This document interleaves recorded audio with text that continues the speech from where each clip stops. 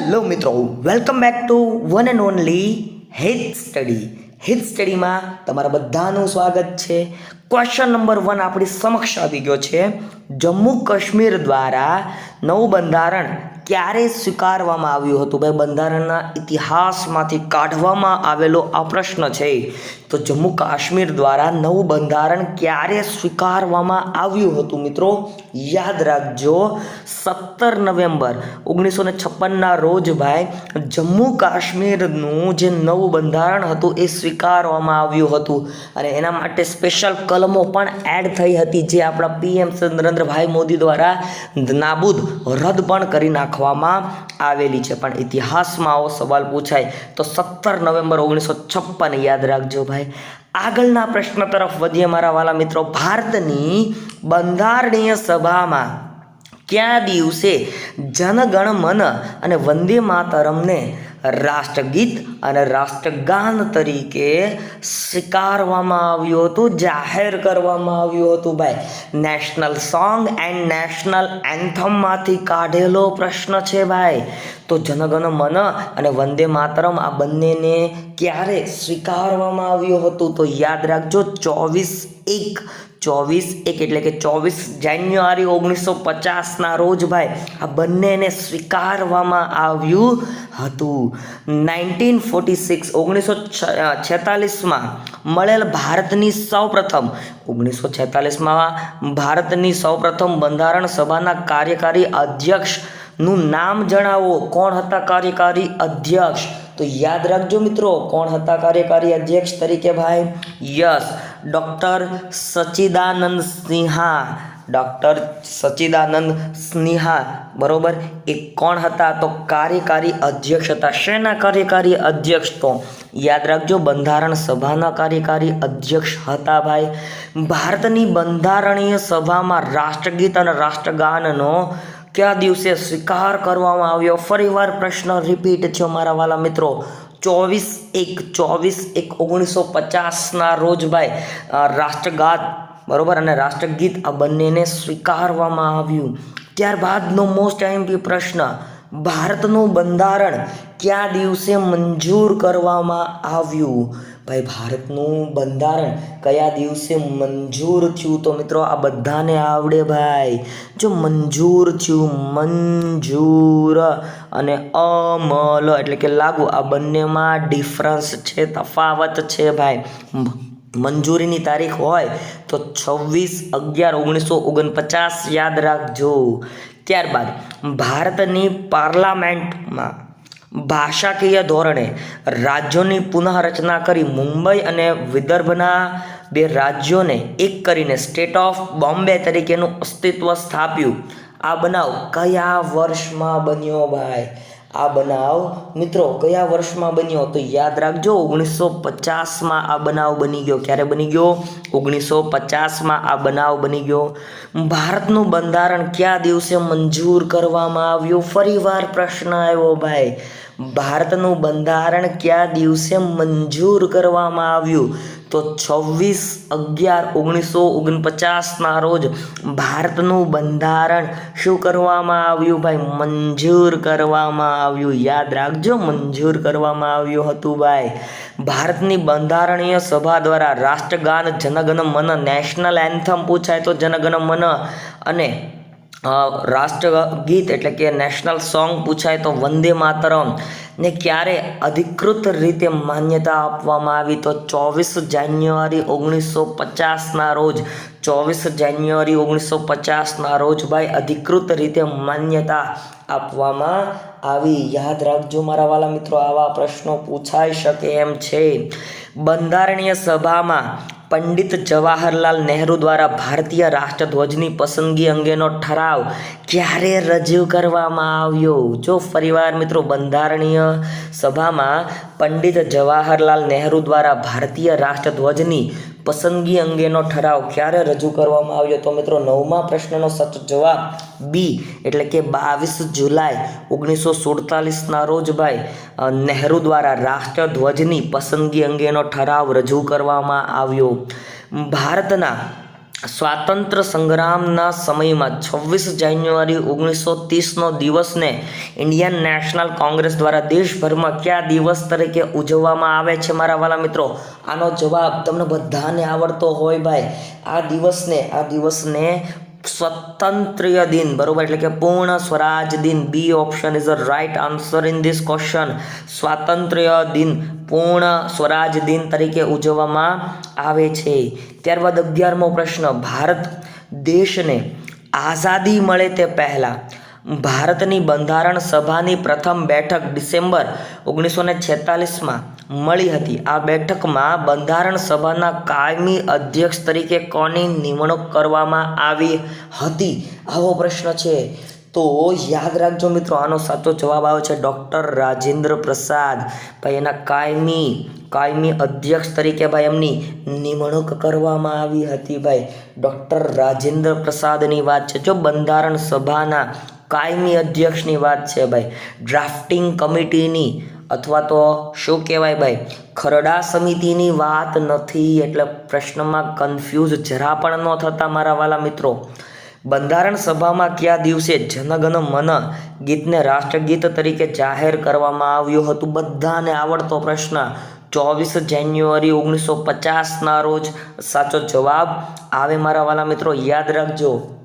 ત્યારબાદ નીચેનામાંથી કયું એક કથન સાચું નથી? આવો સવાલ છે. નીચેનામાંથી કયું એક કથન સાચું નથી? તો જોઈએ કથનને પહેલાં.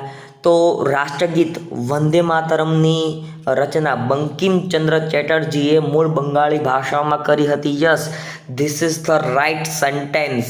રાષ્ટ્રગીત વંદે માતરમની રચના બંકિમચંદ્ર ચેટર્જીએ મૂળ બંગાળી ભાષામાં કરી હતી. ત્યારબાદ શક સંવતના આધાર પર રાષ્ટ્રીય પંચાંગમાં એક ચૈત્ર, મતલબ કે ચૈત્ર માસનો પડ્યો સામાન્યતઃ 22 માર્ચ અને અધિક વર્ષમાં 21 માર્ચના રોજ આવે છે. મિત્રો આ વિધાનને અસત્ય ગણવામાં આવ્યું હતું.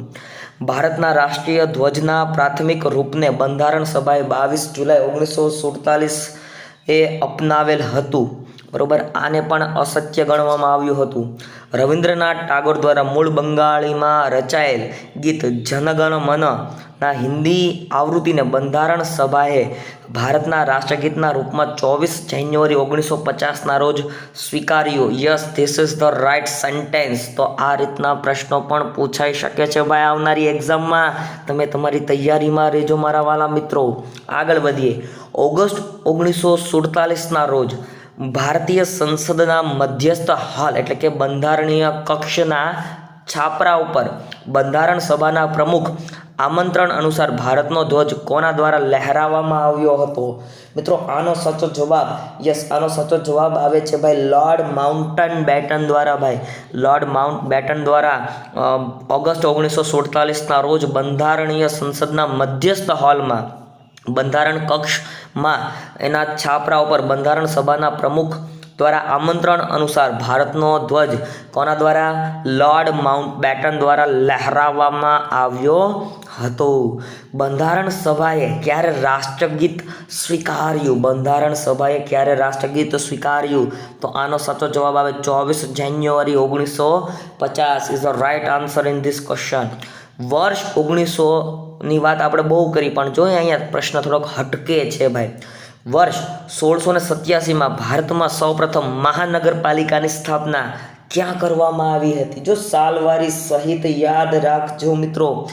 ભારતમાં વર્ષ 1687માં સૌપ્રથમ ભાઈ મહાનગરપાલિકાની સ્થાપના મદ્રાસ મકામે થઈ હતી. ક્યાં થઈ હતી ભાઈ? મ્યુનિસિપલ કોર્પોરેશન, મદ્રાસ મ્યુનિસિપલ કોર્પોરેશનની રચના કરવામાં આવી હતી. યાદ રાખજો ભાઈ. ભારતની સંસદ પદ્ધતિ કયા દેશમાંથી લેવામાં આવેલી છે? ભાઈ ભારતની સંસદ પદ્ધતિ કયા દેશમાંથી લેવામાં આવી છે? તો ઇંગ્લેન્ડ દેશમાંથી ભારતની સંસદ પદ્ધતિ લેવામાં આવેલી છે. ભાઈ યાદ રાખો, ભારતની સંસદ પદ્ધતિ કયા દેશમાંથી લેવામાં આવી છે? તો England is the right answer in this question. ભારતની સંવિધાન સભા દ્વારા ખાલી જગ્યાના રોજ સંવિધાન અપનાવવામાં આવ્યું. ભાઈ ક્યારે? ક્યારે સંવિધાન અપનાવવામાં આવ્યું તો આમાં સાચો જવાબ આવે છે ભાઈ 26 નવેમ્બર 1949 અથવા મંજૂર કરવામાં આવ્યું આવો શબ્દ પણ આવે તો પણ જવાબ શું આવે ભાઈ 26 નવેમ્બર 1949. આવું પૂછે લાગુ ક્યારે કરવામાં આવ્યું તો કમેન્ટ સેક્શનમાં કમેન્ટ કરીને જણાવો મારા વાલા મિત્રો. ભારતની બંધારણ સભાના અધ્યક્ષ ખાલી જગ્યા હતા. ભારતની બંધારણ સભાના અધ્યક્ષ મિત્રો કોણ હતા? યસ, ડૉક્ટર રાજેન્દ્ર પ્રસાદજી એ ભારતની બંધારણ સભાના અધ્યક્ષ હતા. એ પણ યાદ રાખજો. ભારતનું બંધારણ ભારતના લોકોની ઈચ્છાને અનુરૂપ હોવું જોઈએ. ભારતનું બંધારણ એ ભારતના લોકોની ઈચ્છાને અનુરૂપ હોવું જોઈએ. એ શબ્દો કયા રાષ્ટ્રીય નેતાએ ઉચ્ચાર્યા હતા? કોણ આવું બોલ્યું હતું ભાઈ? તો મહાત્મા ગાંધીજી દ્વારા આવા શબ્દોનું ઉચ્ચારણ કરવામાં આવ્યું હતું ભાઈ. ભારતના બંધારણ આમુખને ભારતની રાજકીય જન્મ કુંડળી તરીકે ઓળખાવનાર કોણ હતા? તો મિત્રો આનો સાચો જવાબ yes in this question is the right answer is Kanaiyalal Maneklal Munshi ભાઈ. કનૈયાલાલ માણેકલાલ મુનશી દ્વારા કહેવામાં આવ્યું હતું કે ભારતના બંધારણ આમુખને ભારતની રાજકીય જન્મકુંડળી અથવા તો જન્માક્ષર તરીકે ઓળખવામાં આવે છે. આવું કનૈયાલાલ માણેકલાલ મુનશી બોલ્યા હતા મારા વાલા મિત્રો, યાદ રાખજો. ભારતીય બંધારણની 370ની કલમ કોના દ્વારા તૈયાર કરવામાં આવી હતી? ભારતની બંધારણની જે 370ની કલમ છે જે તાજેતરમાં દૂર પણ થઈ ગઈ છે એ કોના દ્વારા તૈયાર કરવામાં આવી હતી? આમાં મિત્રો સાચો જવાબ આવે છે એન ગોપાલ સ્વામી આયંગર દ્વારા તૈયાર કરવામાં આવી હતી. ભારતીય રાજ્ય બંધારણની 370મી કલમમાં શેને અંગેની જોગવાઈ છે? તો જમ્મુ કાશ્મીરને આપવામાં આવેલો વિશેષ દરજ્જો. ભારતીય રાજ્ય એની બંધારણની કલમ 370માં જે અત્યારે નાબૂદ થઈ ગઈ છે એમાં શેના અંગેની જોગવાઈ હતી? આમ તો એમ કહેવાય તો જમ્મુ કાશ્મીર વિશેના વિશેષ દરજ્જાની જોગવાઈ એમાં જોવા મળતી હતી. ભારતના બંધારણમાં કયો હોદ્દાનો ઉલ્લેખ કરવામાં આવ્યો નથી? તો મિત્રો વિધાનસભાના અધ્યક્ષનો હોદ્દો છે, યસ. મુખ્યમંત્રીનો હોદ્દો છે, યસ છે. રાજ્યપાલનો હોદ્દો છે, યસ. પણ નાયબ મુખ્યમંત્રીનો હોદ્દો બિલકુલ જોવા મળતો નથી. તો એ પણ એક યાદ રાખજો ભાઈ. નીચેના પૈકી કયા દેશનું બંધારણ વિશ્વનું સૌથી લાંબુ, સર્વગ્રાહી અને લેખિત બંધારણ ગણવામાં આવે છે ભાઈ? તો ભારત દેશનું બંધારણ વિશ્વનું સૌથી લાંબુ, લેખિત અને સર્વગ્રાહી બંધારણ ગણવામાં આવે છે. કોનું ભાઈ? ભારત દેશની બંધારણની આ વાત છે ભાઈ. બંધારણ અનુસાર જમ્મુ કાશ્મીર ભારતીય સંઘનો શું છે? તો એક અતૂટ જેને તોડી ન શકાય તેવો ભાગ છે ભાઈ. બંધારણ અનુસાર જમ્મુ કાશ્મીર ભારતીય સંઘનો એક અતૂટ, જેને ક્યારેય નષ્ટ ન કરી શકાય, જેને ક્યારેય તોડી ન શકાય એવો એક ભાગ છે. યાદ રાખજો ભાઈ. ભારતના બંધારણની વિશેષતા અંગે નીચેના પૈકી કઈ બાબત સુસંગત છે? તો મિત્રો આમાં સાચો જવાબ શું હોઈ શકે? જોઈએ મિત્રો આપણે. તો મિત્રો જુઓ છો તમે, સંસદ સર્વોચ્ચ છે, યસ. આ ખોટું છે ભાઈ, બરાબર. ન્યાયપાલિકા સર્વોચ્ચ છે, આ પણ મિત્રો ખોટું છે. સંસદ અને ન્યાયપાલિકા બંને પોતપોતાના ક્ષેત્રમાં સર્વોચ્ચ છે, યસ. આ સાચું છે ભાઈ. ભારતીય બંધારણની જે વિશેષતા અંગેની જોગવાઈ છે એમાં સુસંગત બાબતોમાં સી એ સુસંગત છે. સંસદ અને ન્યાયપાલિકા બંને પોતપોતાના ક્ષેત્રોમાં સર્વોચ્ચ સ્થાન ધરાવે છે. યાદ રાખજો ભાઈ. ભારતમાં લોકાયુક્ત તેમજ લોકપાલ શબ્દનો ઉપયોગ કોના દ્વારા કરવામાં આવે છે? તો મિત્રો ભારતમાં લોકાયુક્ત તેમજ લોકપાલ શબ્દનો ઉપયોગ કોના દ્વારા કરવામાં આવ્યો હતો? મિત્રો આમાં સાચો જવાબ કોણ આવે? યસ, તમને બધાને આવડતો હોય. ડૉક્ટર લક્ષ્મીમલ સિંઘવી, એટલે કે લક્ષ્મીમલ સિંઘવી દ્વારા લોકપાલ અને લોકાયુક્ત શબ્દનો ઉપયોગ સૌ પ્રથમવાર ફર્સ્ટ ટાઈમ ઇન ઇન્ડિયા કરવામાં આવ્યો હતો મારા વાલા મિત્રો. યાદ રાખજો ભાઈ.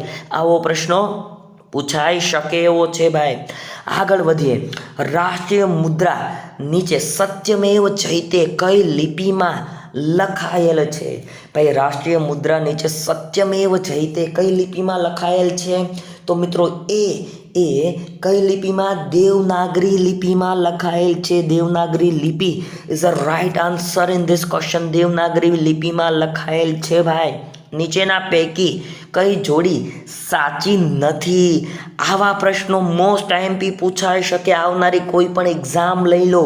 રાષ્ટ્રીય પક્ષી મોર છે, સત્ય છે ભાઈ. રાષ્ટ્રીય પ્રાણી સિંહ છે કે વાઘ છે ભાઈ? આમાં કન્ફ્યુઝ થાય લોકો, બરાબર. રાષ્ટ્રીય પ્રાણી સિંહ છે કે વાઘ છે? યસ, અહીંયા વાઘ સાચો જવાબ બને છે.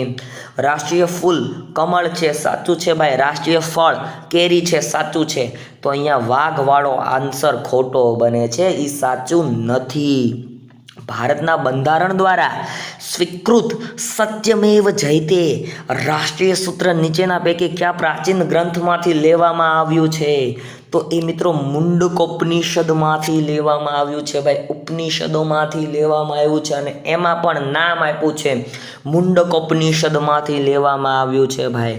ભારતના બંધારણ મુજબ હાલમાં નીચેના પૈકી કયો હક મૂળભૂત હક રહેતો નથી? ભાઈ મૂળભૂત હક રહેતો નથી. તો આમાં આવે છે ભાઈ મિલકતનો અધિકાર. હાલ બંધારણની વાત કરીએ ને મિત્રો, તો મૂળભૂત હક તરીકે મિલકતનો અધિકાર નષ્ટ કરવામાં આવ્યો છે, રહેતો નથી.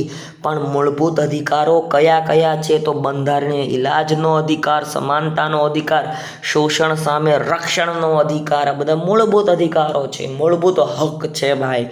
યાદ રાખજો મારા વાલા મિત્રો, આવા પ્રશ્નો પૂછાઈ શકે. 1978માં ભારતીય બંધારણમાં 44માં બંધારણીય સુધારા પછી મૂળભૂત અધિકારોની સંખ્યા ઘટાડીને કેટલી કરવામાં આવી? યાદ રાખો મિત્રો, સાલવારી 1978માં બંધારણમાં કેટલામાં સુધારો થયો? તો ભાઈ 44મો બંધારણીય સુધારો થયો. પછી મૂળભૂત અધિકારોની સંખ્યા ઘટાડીને કેટલી કરી નાખવામાં આવી મિત્રો? યસ, તમને બધાને આનો જવાબ આવડતો હોય. 6 કરી નાખવામાં આવી. કેટલી સંખ્યા કરી નાખવામાં આવી ભાઈ? અધિકારોની સંખ્યા 6 જેટલી સંખ્યા કરી નાખવામાં આવી. આર્ટિકલ ખાલી જગ્યાથી દરેક વ્યક્તિને ધાર્મિક સ્વાતંત્ર્યનો અધિકાર મળેલ છે. મિત્રો કયા આર્ટિકલથી ભાઈ ધાર્મિક સ્વતંત્રતાનો અધિકાર પ્રાપ્ત થયેલો છે દરેક વ્યક્તિને? તો મિત્રો આમાં સાચો જવાબ આવે છે 25થી લઈને 28 ભાઈ.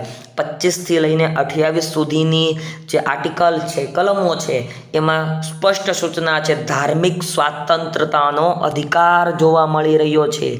આપણી પ્રજાને અપાયેલા વચન અને સંસ્કારી દુનિયા સાથેનો કરાર, આ વાક્ય ખાલી જગ્યાએ બંધારણમાં દર્શાવેલ મૂળભૂત અધિકારો માટે જણાવ્યું હતું ભાઈ. જો મિત્રો આવું વાક્ય ડૉક્ટર એસ રાધાકૃષ્ણ બોલ્યા હતા ભાઈ. ડૉક્ટર એસ રાધાકૃષ્ણ બોલ્યા હતા, આપણી પ્રજાને અપાયેલા વચન અને સંસ્કારી દુનિયા સાથેનો કરાર.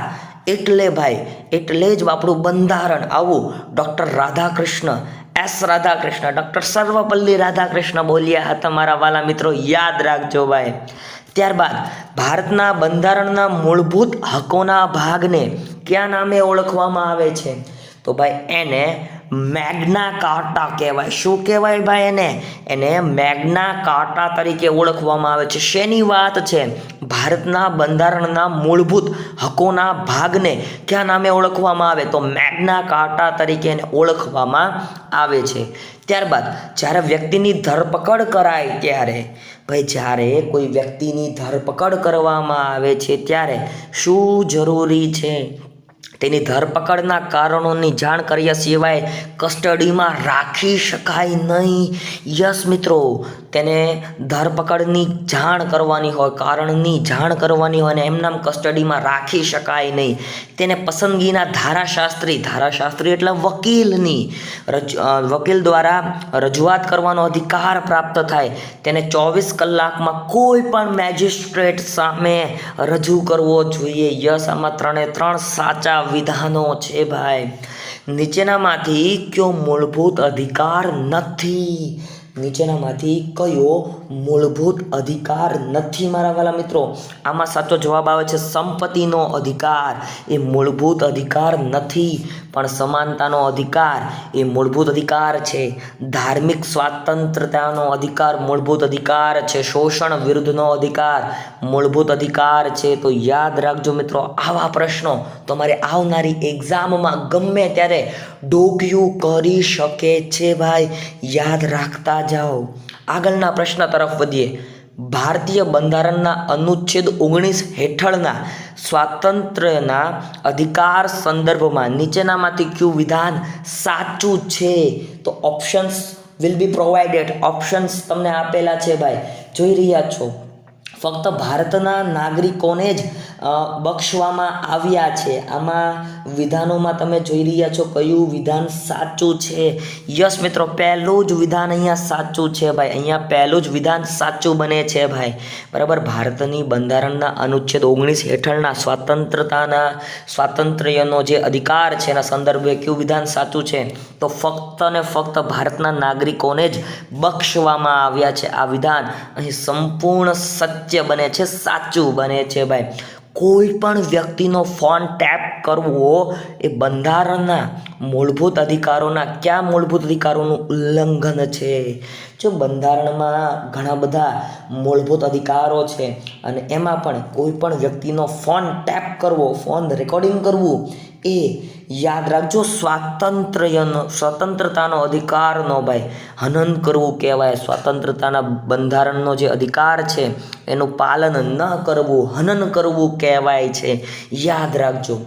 ધર્મ સ્વતંત્રતાના હક સંદર્ભે નીચેના પૈકી કયું વિધાન સાચું નથી? જો વિધાનો ચારે ચાર હું વાંચું છું, જોજો મારા વાલા મિત્રો. પહેલું એવું કહે છે કે તમામ લોકોને અંતઃકરણથી સ્વતંત્રતાનો અને મુક્ત રીતે ધર્મ માનવાનો, પાળવાનો અને તેનો પ્રચાર કરવાનો સમાન હક રહેશે. યસ, આ મળેલો હક છે ભાઈ. ત્યારબાદ રાજ્યના નાણાંમાંથી પૂરેપૂરી નિભાવતી શિક્ષણ સંસ્થામાં ધાર્મિક શિક્ષણ આપી શકાશે. આ વિધાન ખોટું છે અહીં, કારણ કે રાજ્યના નાણાંમાંથી પૂરેપૂરી નિભાવતી શિક્ષણ સંસ્થામાં ધાર્મિક શિક્ષણ ક્યારેય આપી શકાય નહીં. દરેક ધાર્મિક સંપ્રદાય ધાર્મિક અને સુખાવતી હેતુઓ માટે સંસ્થા આપી શકે છે. બરોબર છે, આ સાચું વિધાન છે. શીખ ધર્મના માન્યતામાં કિરપાળ ધારણ કરનાર અને તે સાથે લઈને ફરવાનો સમાવેશ થાય છે. આ પણ અહીંયા સાચું છે ભાઈ. આ થોડીક એક્ઝેપ્શન છે ભાઈ, એક્ઝેપ્શન, બરોબર, થોડાક અપવાદ છે. ત્યારબાદનો પ્રશ્ન મારા વાલા મિત્રો, કયા મૂળભૂત અધિકાર હેઠળ બંધારણમાં SC, ST અને અન્ય પછાત વર્ગો માટે રાજ્યને વિશેષ જોગવાઈ કરવાની સત્તા મળેલ છે? તો મિત્રો આમાં સાચો જવાબ શું આવે? સમાનતાના અધિકાર અંતર્ગત ભાઈ, સમાનતાના ઇક્વાલિટીના અધિકાર અંતર્ગત ભાઈ SC, ST અને અન્ય પછાત વર્ગો માટે રાજ્યને વિશેષ જોગવાઈ કરવાની સત્તા, ઓથોરિટી, પાવર આપવામાં આવેલો છે.